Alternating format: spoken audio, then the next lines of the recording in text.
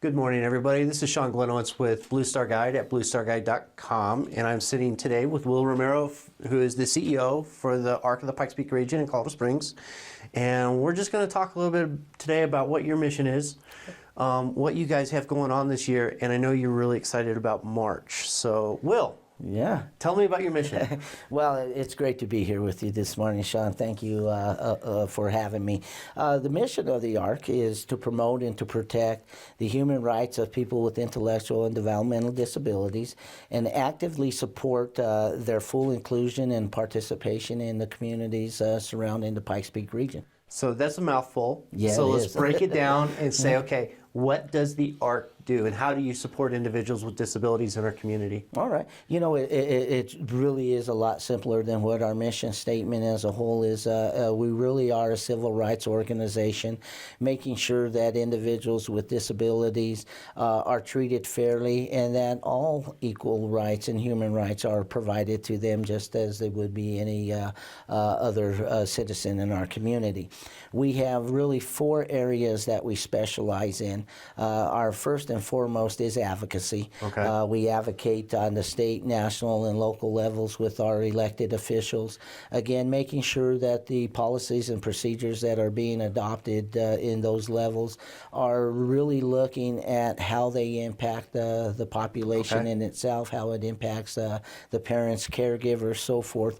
So we're really an active part of that piece in the legislative process. Okay.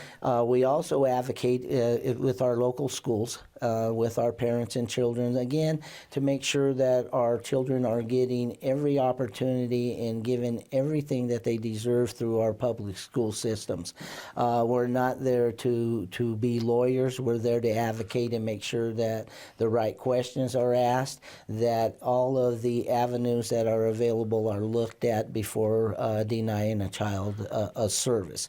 And that is huge. We have approximately 17,000 plus students in the El Paso County area on IEPs. Right. Our advocate specialists who work with the educational arena are busy 5 days a week. If they're slow, something's not Employment's right. good. Yes. Yes. Employment's good. Definitely job security for Yes. them. The other area, and this is really huge, is criminal justice advocacy. We have a large percentage of individuals with disabilities caught up in the criminal justice system, either as offenders or as victims. And what we try to do through our advocacy program there is to make sure that all of the accommodations are in place from the initial, whether it be an arrest or an investigation, that the accommodations are in place to help this person through the system. And when we think about accommodations, you're looking at is there if the person has problems making a qualified decision and understanding those things, if they're being interrogated, that the police officers are aware of their disabilities. I don't know how much you know about this, but a lot of the signs that an individual will give off during an investigation are similar signs that an individual with autism displays when they're under pressure or so forth. So I don't know if you're aware of this or not. My son was actually handcuffed while going to the bathroom because he was acting weird. Right. However, my son was being himself. He just happened to walk on his toes. He did have a mohawk, and he did have a pencil that had an orange tip on it. But these were non-normal contributors that ended up with him being put up against the wall and handcuffed. Right. So fortunately we were there. We were able to explain to law enforcement what was going on, and of course he had nothing illegal on him. But I know that that is one of the concerns in the community is how do I let law enforcement know that my son is not being different, or my daughter that he has autism, and if you yell at him, he may get up and leave. Right, right. So, you know, there's a lot of, that's a really good question, and maybe a conversation for another time that we need to sit down and have about de-escalation and police training. Sure. You know, we're fortunate here in Colorado Springs that we have not had any incidences that have made the front page. Correct. But just like any other community, your son's story is one of many that takes place.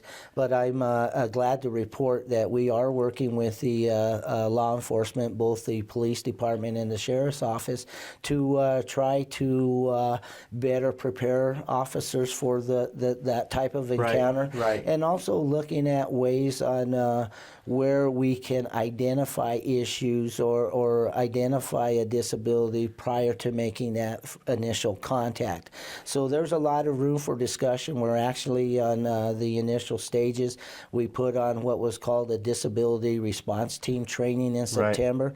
We had great attendance from law enforcement, district attorneys, public defenders, and judges all together. So really working with the criminal justice system and providing training and really making awareness part of that training is going to be key. So look for us in a year or so down the line that more things are taking place around those concerns. That's awesome. I didn't realize you guys were taking the judicial advocacy to that level, and I'm glad to hear you guys are leading the charge with that.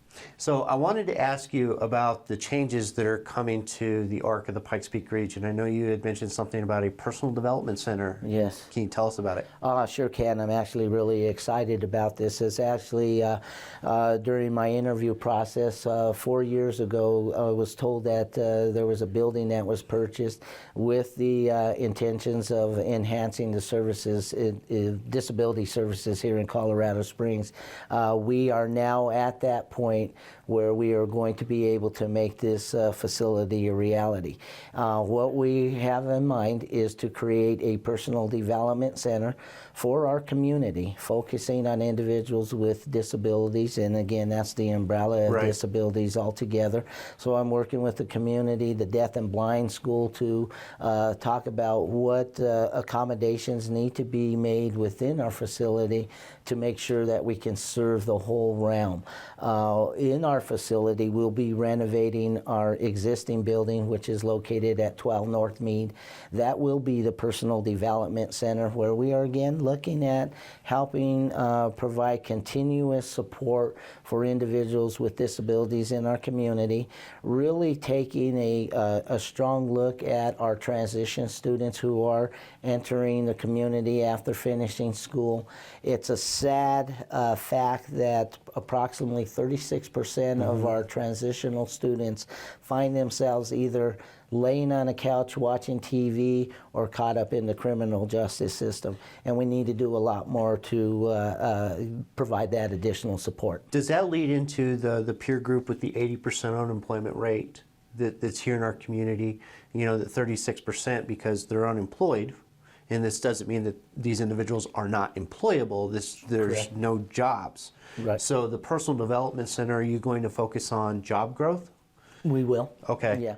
A big part of what we're doing really too, and that's why I mentioned earlier, that is just as much for the community as it is the disability community, because we want to invite in businesses and share the skill sets of the individuals with disability. Our true belief is that we focus more on the capacities of individuals and not their deficiencies. Right. And I think it's important to educate our community and bring the awareness to our community that if given an opportunity, individuals with disabilities have a lot of talents. We just are taught to look at a disability and say unproductive. So our goal is to bring in the community to help us and say, this is the type of skills that I need for my employers. Through that, we hope that we're able to provide the training that will help them reach those levels, and it will make it easier for our employers to hire these individuals. There is a real big misconception that making accommodations for individuals with disabilities is very expensive. I challenge an employer to really go out, make those changes, and see how expensive or inexpensive it actually is to make those steps. You know, as an entrepreneur, whenever I look at that, is you're building your business, there are certain things that you do have to take into consideration for. Sure. You know, whether it's SSI and the Medicaid issue that goes with hiring somebody who's on within that system, but these are not huge changes. And one of the other things too is, you know, like with my son, I don't think you could put him into a situation where you expect him to multitask. We're all multitaskers. But you give him one task, he's going to knock that task out, and he's going to be very good at it. So it's somewhat is educating the business community as far as how do you employ somebody with autism or Down syndrome or some other disabilities. And we have some fabulous companies in our local area who are doing outstanding with this. I want to give a shout out to BlueStar Recyclers and Bill Morris and his crew, who only hires individuals with autism and Down syndrome. And if you want to see what a social enterprise could be like in our community, I would reach out to Bill and ask for a tour of the facility. And any other organization that wants to come on board to help support you and your mission too, they'll be able to email you or call you with that. I wanted to transition because I know we have a big event coming up in March. Sure, yes. And I know that you are very passionate about changing perceptions. Yes. So can you tell me a little bit about those two things? Yeah, I sure can. March is actually Disability Awareness Month. Right. And the ARC of the Pikes Peak region 3 years ago took on the role of hosting a film festival that highlights the skills and the abilities of individuals with disabilities. Again, it goes past the film that makes you feel sorry for me, the pity part. It's about achievement. So all of our films are either actors or individuals with disabilities. They're either produced by an individual with a disability, written or created by an individual with disabilities. And it really is an eye-opener to see the abilities of individuals when given the opportunities. Like you and I, if you find our strengths and we like it, we're usually pretty darn good at doing those things. Yes. And that's the same way with the disability world, is that if you find the strength and you work on that strength, they're going to be just as productive as you or I are when we're doing things that we like. We have our society has the problem of thinking that the disability community can only push a cart or deliver mail in the office, or some mundane task, when actually there are a lot of talents, and if given the right support, if given the right instruction on what is actually needed for the employer, we can place an individual with an employer that has the skill sets that they need. And I think that is a big part of educating the community and educating our employers around that. As a businessman myself, I'm not just going to hire somebody for the sake of hiring them and not being able to make a profit. The goal of any business is to make a profit. Yes. So it's not hiring out of pity again, but hiring because this individual has the skills to help you move forward. How do we identify those skills within the individual? I think first of all is we have to start being able to give individuals with disabilities credit that they can be productive. Right. And I think it starts in our school systems, that when we're looking at individuals with disabilities, that we consider their future just as much as we consider the future of typically developing children. And I think at the junior high and high school levels, when we're starting to introduce our students to possible careers, that we introduce our students with disabilities to careers as well. My own personal opinion on these things is I think far too many times our public school system thinks that after transition, everybody's going to college. Everybody, either going to go to college, or in our world, it may be they're going to go to a day program. Yes. Instead of saying we're going to have a true job waiting for this individual when they come out, or they'll have the skills to do a particular job. So off the wall question, but do you kind of see this as a correlation between vocational schools pretty much going away and the 80% unemployment rate that a lot of this peer group has? I think so. I think as a society we have been taught that the only successful people are those that go and get a 4-year degree, and they're the ones that have the talent. Right. But Trades are very, very important. I know a lot of people Yes. that have had very successful lives because of the trades Yes. that they've learned. And I think we have, again, have made the trades look like they're not respectable positions because you didn't go to a four-year college to do that job, when I think they're even more valuable than a lot of the positions that you get by going to school and getting that education. So I personally have the belief in that, and I've experienced that because the trades are what got my family through Right. the generations, is Right. that's what we did.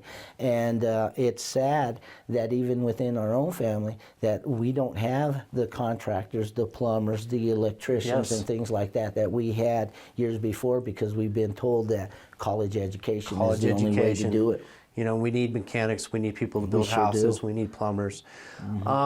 So you guys have a busy year coming up. Right. Can you tell me about some of the events that you have? Oh, wow. Starting in February, we'll have our Sweetheart Dance. I believe that's February 13th.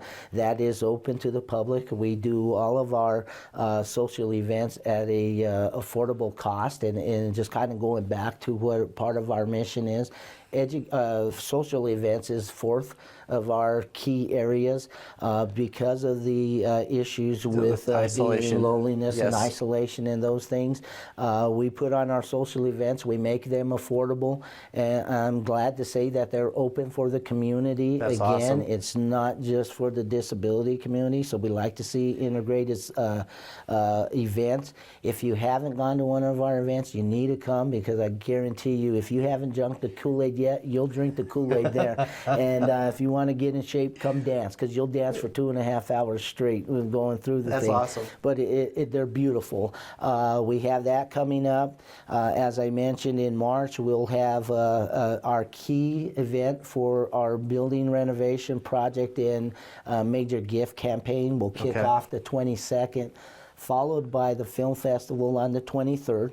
The 23rd will have 3 different showings for the film festival. Okay. One at 1 o'clock, 3:30, and 7 o'clock. Okay. And if cost is an issue for you, let us know. We'll let you in free, like we let everybody in free for this event. That's awesome. We love free. Yeah, that's again, one of the things that I want to brag about the ARC is that a majority of the services that we provide are at no cost to the individuals that come in for our services.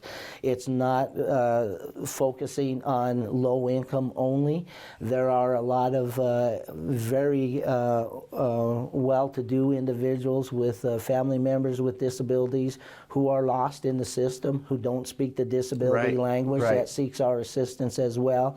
And like those families, our services are done at no cost, because we truly believe in what we're doing. We ask that you continue to support the ARC thrift stores through donations and purchasing. And if we continue to do that, we'll be able to continue to do what we do at no cost to our community. Awesome. Thank you for your time. This has been really, really awesome.